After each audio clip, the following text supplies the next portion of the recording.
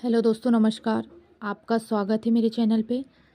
भौतिक विज्ञान की जो कम समय में ज़्यादा हम पढ़ सके, मैं वैसा शॉर्ट एंड स्वीट लेके आई हूँ, है ना।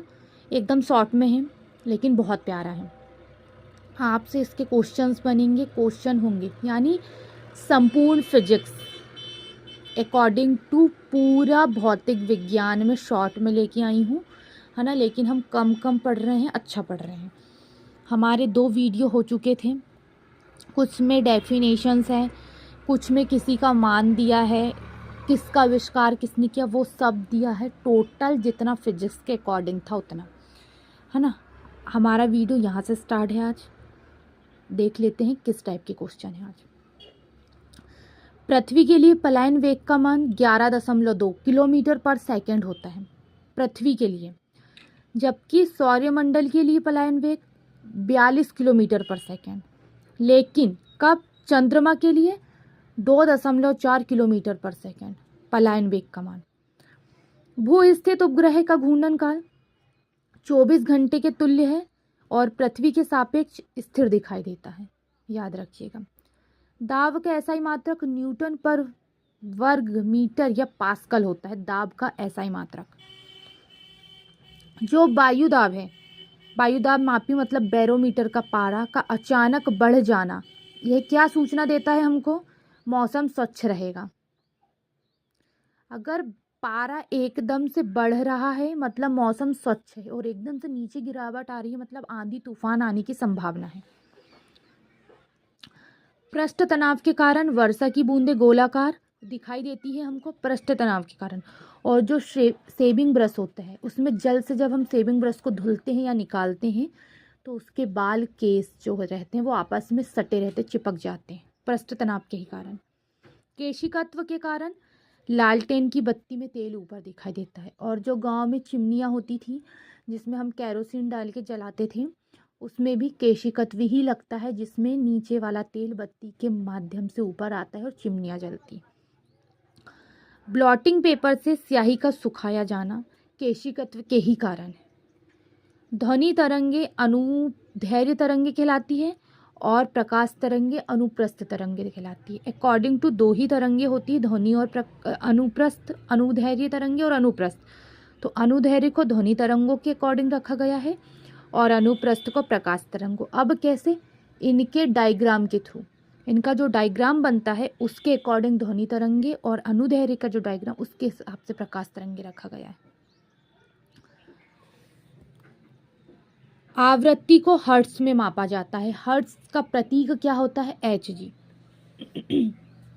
ध्वनि का वेग हवा में 332 मीटर पर सेकंड, जल में 1483 मीटर पर सेकंड और लोहे में 5130 मीटर पर सेकंड होता है। ध्वनि का वेग पर दाब पर कोई भी प्रभाव नहीं पड़ता। वेग और दाब दोनों पे ध्वनि का कोई प्रभाव नहीं पड़ता। ध्वनि की चाल तरंगदैर्घ्य एवं आयाम पर निर्भर नहीं करती।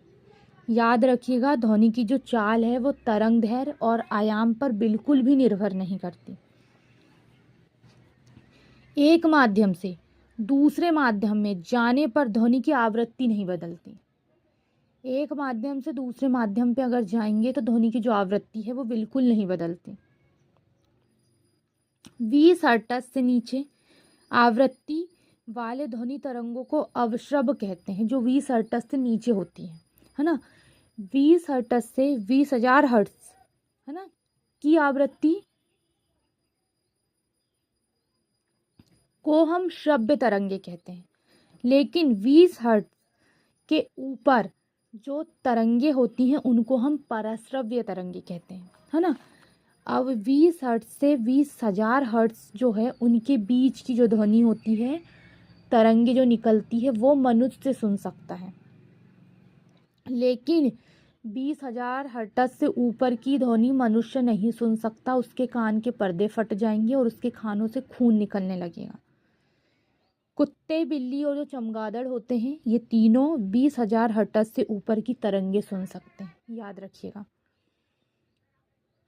पराश्रव्य तरंगों का प्रयोग जो है वो समुद्र की गहराई, जो हम नहीं सुन सकते, कौन सी? 20,000 हर्ट्ज से ऊपर, वही तरंगे है पराश्रव्य।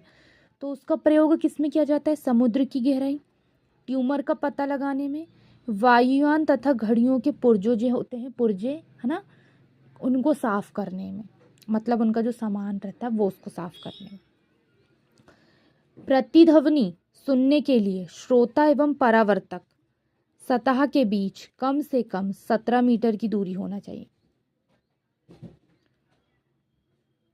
जो प्रतिध्वनि होती है सुनने के लिए, श्रोता एवं परावर्तक सतह के बीच कम से कम 17 मीटर की दूरी होना चाहिए प्रतिध्वनि सुनने के लिए। लोलक का आवर्तकाल लोलक के द्रव्यमान पर निर्भर नहीं करता। लोलक का जो आवर्तकाल है वो लोलक के द्रव्यमान पर बिल्कुल भी निर्भर नहीं करता। कान पर ध्वनि का प्रभाव 1/10 सेकेंड तक रहता है। क्या?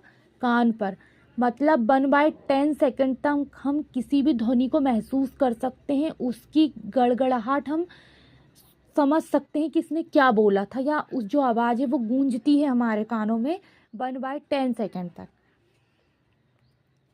CP-CV बराबर R, ये मेयर का सूत्र है। जो मेयर वैज्ञानिक थे उन्होंने CP-CV बराबर R, ये मेयर का सूत्र दिया गया था, है ना। सटीक है, शॉर्ट है, लेकिन बहुत अच्छे क्वेश्चन है। पूरी फिजिक्स कंप्लीट हो जाएगी इसके अकॉर्डिंग, कुछ और देखना भी नहीं पड़ेगा।